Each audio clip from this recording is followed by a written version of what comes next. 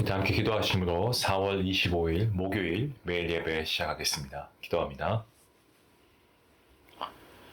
오늘도 변함없이 우리를 지키시고 보호하시고 우리를 주님의 길로 인도하시는 하나님, 오늘도 우리가 하나님 앞에 나와서 예배하게 하시니 감사합니다.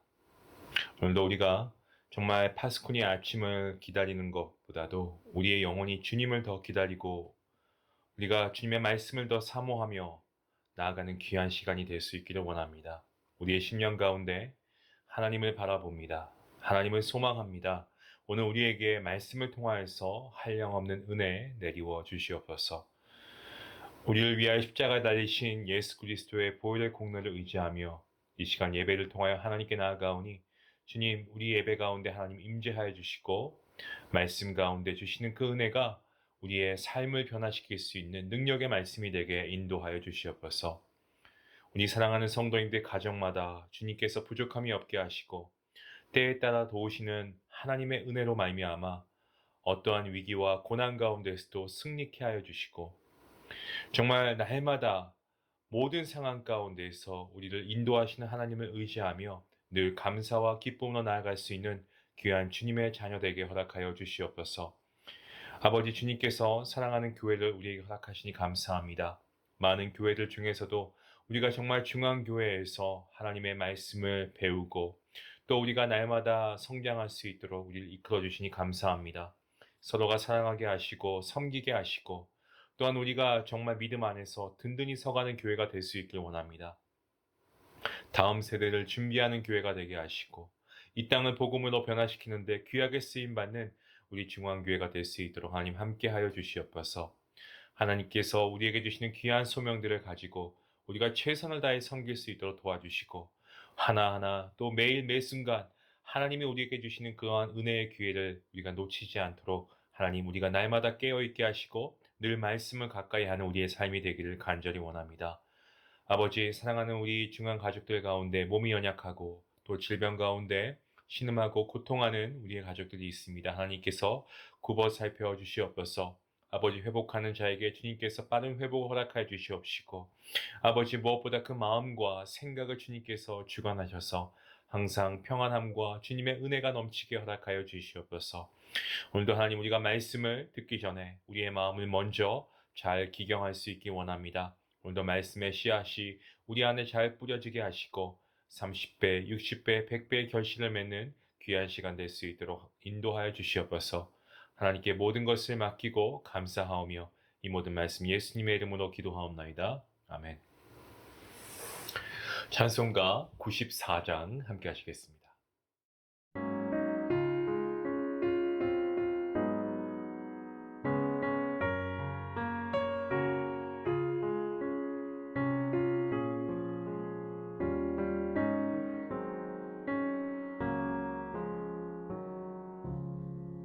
주 예수보다 더 귀한 것은 없네. 이 세상 부귀와 바꿀 수 없네. 영 죽은 내 대신 돌아가신 그 놀라운 사랑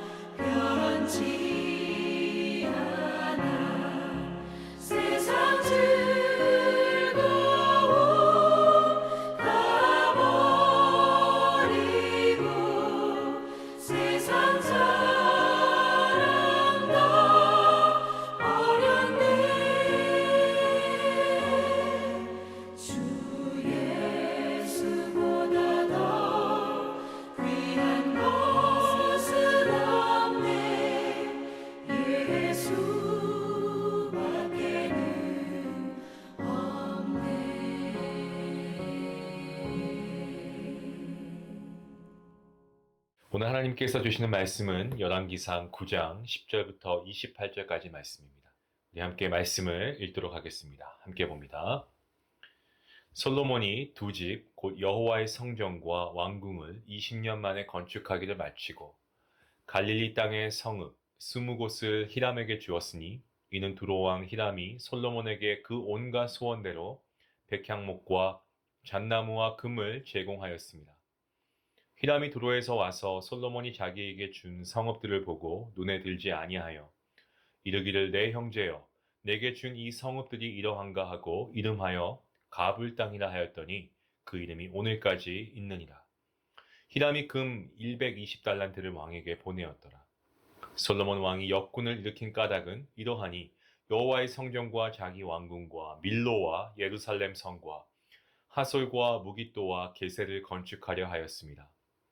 전에 애굽 왕 바로가 올라와서 게셀을 탈취하여 불사르고 그 성읍에 사는 가나안 사람을 죽이고 그 성읍을 자기 딸 솔로몬의 아내에게 예물로 주었더니 솔로몬이 게셀과 아래 벳 호론을 건축하고 또 바알락과 그 땅에 들에 있는 다드몰과 자기에게 있는 모든 국고성과 병거성들과 마병의 성들을 건축하고 솔로몬이 또 예루살렘과 레바논과 그가 다스리는 온 땅에 건축하고자 하던 것을 다 건축하였는데 이스라엘 자손이 아닌 아모리 사람과 헷 사람과 브리스 사람과 히윗 사람과 여부스 사람 중 남아있는 모든 사람 곧 이스라엘 자손이 다 멸하지 못하므로 그 땅에 남아있는 그들의 자손들을 솔로몬이 노예로 역군을 삼아 오늘까지 이르게 되었을 때 다만 이스라엘 자손은 솔로몬이 노예를 삼지 아니하였더니 그들은 군사와 그 신하와 고관과 대장이며 병거와 마병의 지휘관이 됨이었더라.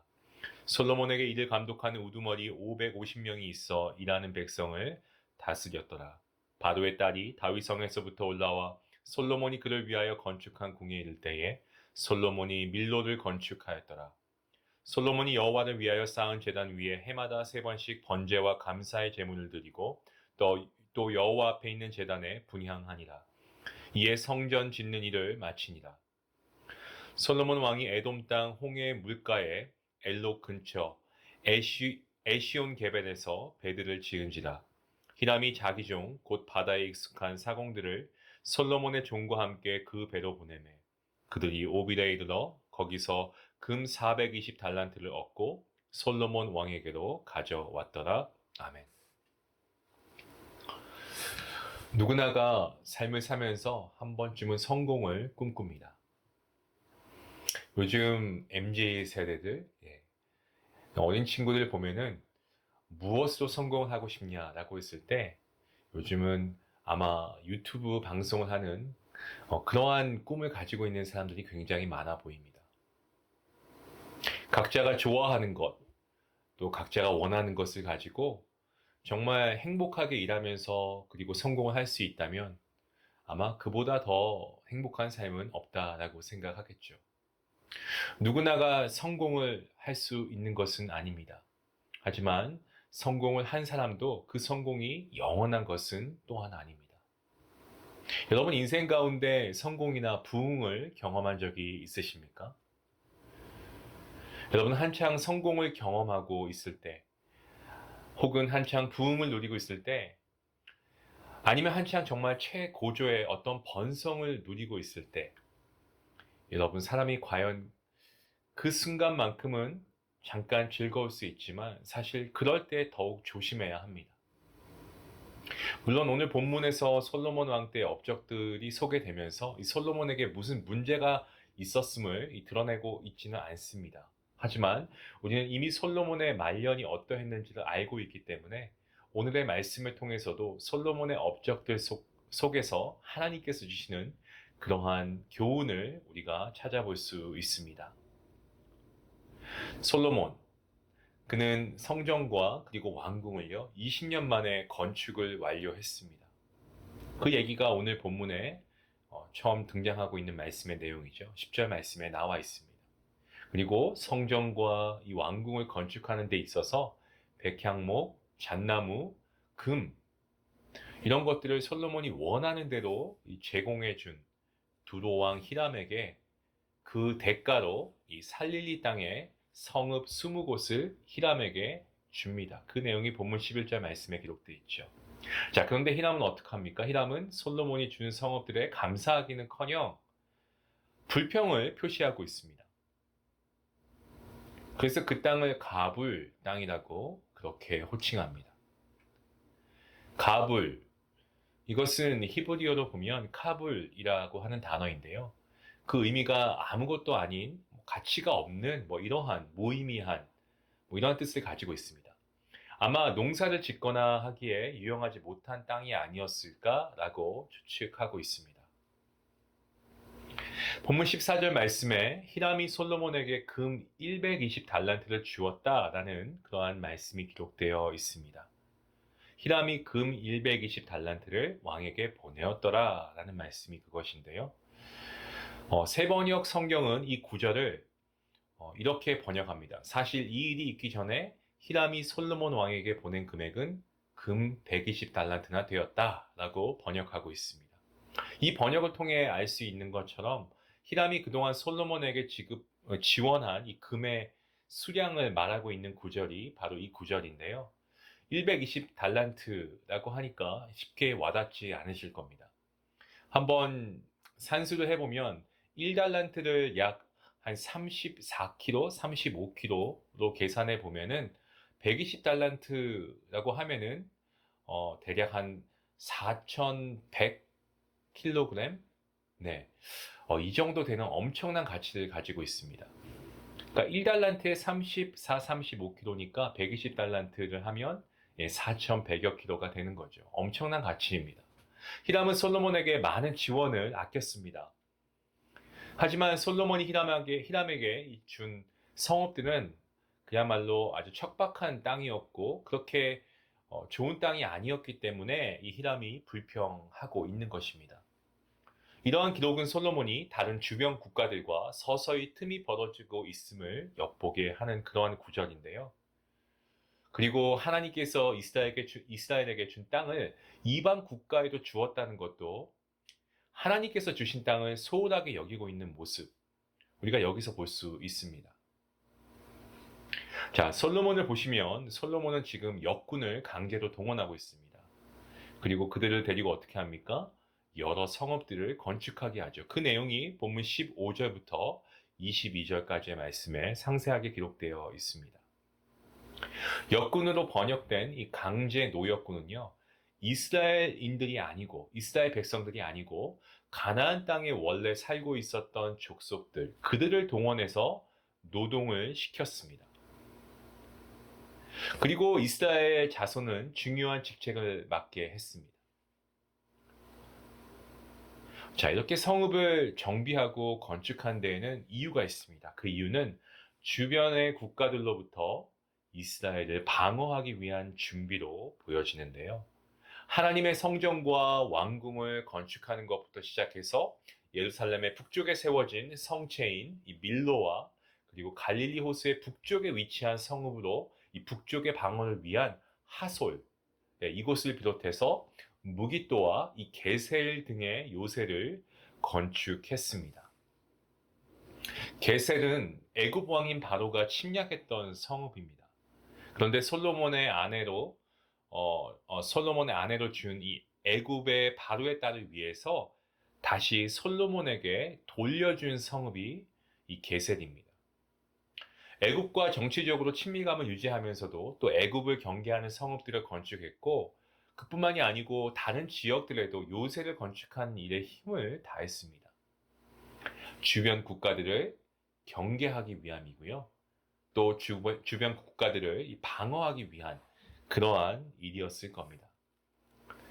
그리고 양식을 비축해두는 국고성이라고 하는데 양식을 비축해두는 국고성 그리고 병거들과 마병들을 두게 했던 성들을 건축했다라고 본문 19절에 기록하고 있습니다.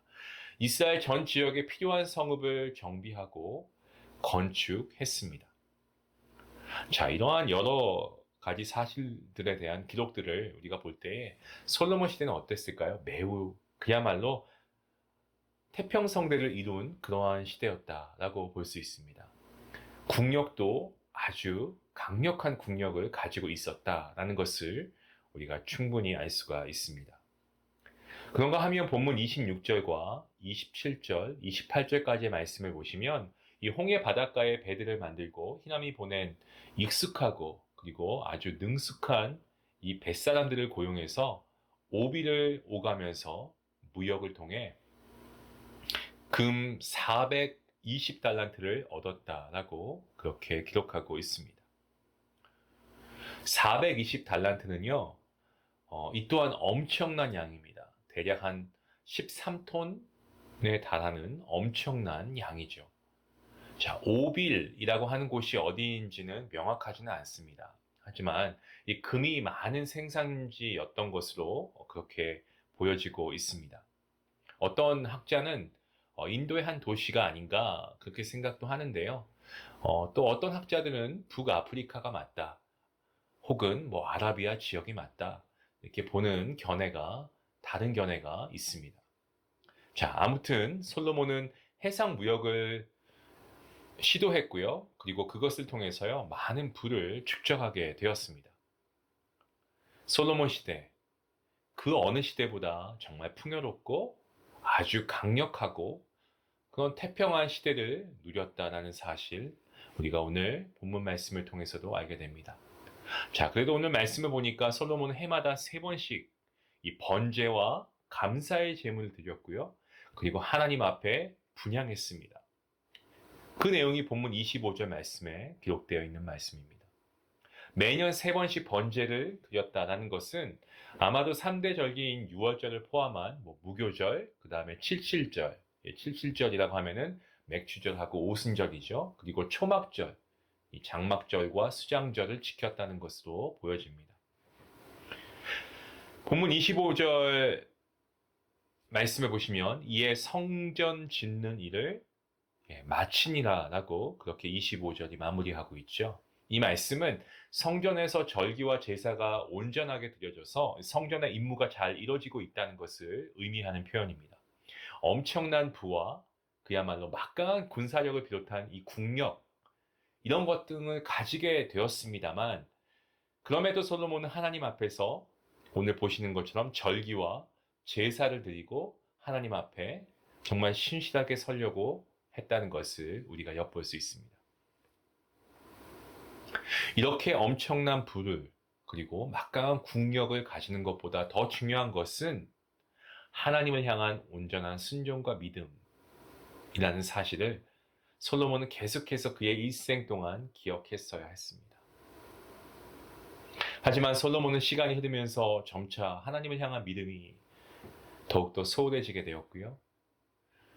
그가 하나님께로 받은 그 스스로 그가 할 수 있었기 때문이 아니라 하나님께서 주신 나라임에도 불구하고 그 나라를 더욱 견고하게 하겠다는 자신만의 어떤 그런 보여짐을 나타내기 위해서 그러한 이유로 우상을 허용하는 어리석음을 범하게 됩니다. 하나님께서 주신 지혜를 믿음의 지혜로 사용하는 것이 당연한데 겉으로만 나라를 부강하게 만드는데 거기만 집중하고 있는 그의 모습을 보게 되죠. 여러분, 지혜라고 하는 것이 하나님께 받아서 누리는 것 아니겠습니까? 이 지혜를 하나님을 통해 사용하면 놀라운 축복이 될 수 있지만 개인의 욕심과 개인의 유익을 위해 사용하면 오히려 그릇된 결과를 가져올 수 있다는 사실을 우리가 알게 됩니다. 사랑하는 중앙가족 여러분, 오늘 저와 여러분 어떻습니까? 여러분 삶이 지금 순조롭습니까? 마치 지금 세대들 기도 제목이 뭡니까? 라고 물어보면 기도 제목이 없다라고 합니다. 사는 것에 어려움이 없대요. 여러분, 잘 될 때 뭔가 내가 문제 없어 보이고 성공적인 삶을 살아가는 것처럼 보일 때 모든 것이 정말 순조롭고 평탄할 때에 여러분, 그때 오히려 우리 모두가 더 집중해야 할 것이 있습니다. 그것은 바로 우리가 하나님께 예배하는 것입니다. 하나님께 우리의 시선을 더 집중해야 됩니다. 오히려 이럴 때에 자기 자신을 낮추고 겸손하게 하나님 앞에 꿇어 엎드려야 됩니다. 주님만이 나의 삶의 주인이십니다. 우리가 이럴 때일수록 더욱더 우리의 입술로 고백하고 하나님께 우리의 삶을 의탁해야 됩니다. 그럴 때 하나님의 복을 우리가 계속해서 누리게 되는 것 아니겠습니까? 우리의 호흡도 우리의 것이 아닙니다. 하나님의 것입니다. 우리가 오늘 살아있는 것도 기적입니다. 하나님께서 우리에게 생명을 주셨기 때문입니다. 여러분, 솔로몬의 마지막 생에 하나님을 잘 섬기는 일생이 되지 못했습니다. 우리 믿음의 성도들, 저와 여러분, 하나님께 구해야 할 것이 있다면 세상에서 누릴 명예와 부귀 영화가 아니고 하나님을 향한 신실한 믿음이라는 사실, 우리가 기억했으면 좋겠습니다. 오늘 이 말씀을 통해서 우리가 정말 하나님이 기뻐하시는 그러한 그리스도인으로 다시 설 수 있는 귀한 저와 여러분 될 수 있기를 주님의 이름으로 간절히 축원합니다. 기도하시겠습니다. 하나님 감사합니다. 아버지, 오늘 말씀을 통하여 솔로몬이 그가 하나님께 받은 지혜를 통하여 또 하나님께 받은 부를 통하여 그가 하나님께 처음에는 제사도 드리면서 번제를 드리면서 하나님께 예배하기를 정말 쉬지 않았지만 그가 그의 말년에 우상들을 아버지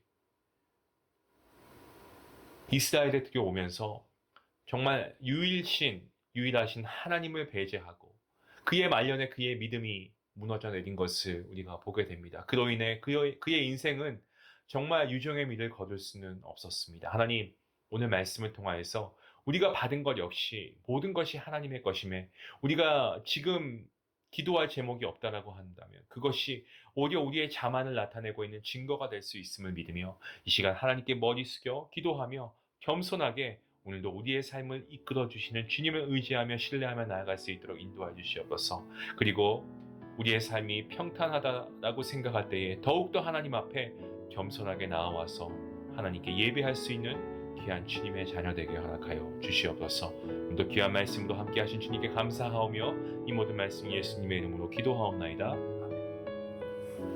여러분, 하나님께서 주신 것을 통해 더욱 잘 섬길 수 있는 정말 참된 그리스도인이 될 수 있기를 원합니다. 무엇보다 믿음을 잘 지키는 저와 여러분, 우리 그리스도인들 될 수 있기를 원합니다. 이러한 우리 모두가 될 수 있게 해달라고 이 말씀 생각하시면서 함께 기도하시겠습니다. 기도합니다.